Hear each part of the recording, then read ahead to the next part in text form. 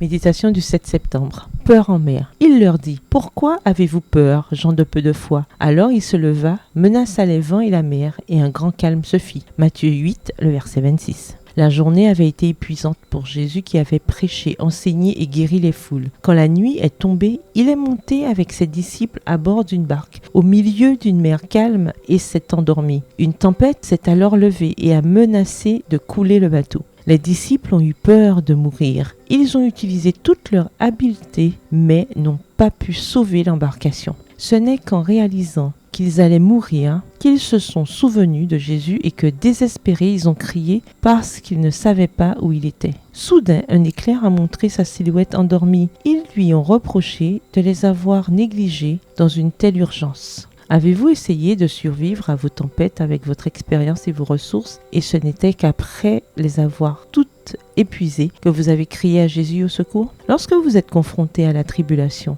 ce n'est pas qu'il ne se soucie pas de votre souffrance. Il attend que vous lui demandiez son aide. Chercher Jésus dans la prière devrait être la première option et non la dernière. La peur nous fait oublier qu'il est là, comme toujours, prêt à calmer nos tempêtes. Les cris de ses disciples ont réveillé Jésus qui est venu à leur secours. Jamais un tel cri n'est resté sans réponse. Les disciples firent une dernière tentative avec leur rame et Jésus se redressa, debout au milieu d'eux, tandis que la tempête faisait rage, qu'ils étaient secoués par les vagues et que les éclairs illuminaient son visage. Il étendit la main, cette main si souvent occupée à des œuvres de miséricorde, et dit à la mer en furie : « Silence, apaise-toi !» Instantanément, la nature a obéi et le silence soudain a été aussi impressionnant que l'avait été la tempête. Les disciples étaient remplis de révérence, de cette même révérence qu'on éprouve lorsqu'on voit une réponse immédiate à sa prière. La peur détruit notre confiance en la bonté de Dieu, produit une amnésie spirituelle, détruit la foi, paralyse et aveugle. C'est pourquoi Jésus s'en prend vivement à la peur. Sur les 125 impératifs qu'il utilise, 21 concernent le fait de ne pas avoir peur et de prendre courage. Même s'il nous reproche avec tristesse notre incrédulité et notre confiance en nous-mêmes, il ne manque jamais de nous apporter l'aide dont nous avons besoin. Sur terre ou sur mer, nous ne devons rien redouter si nous avons le Sauveur dans notre cœur. Une foi vivante dans le Rédempteur calmera la mer de la vie et nous délivrera du danger par les moyens qu'il jugera les meilleurs. Bonne journée et que l'Éternel vous bénisse.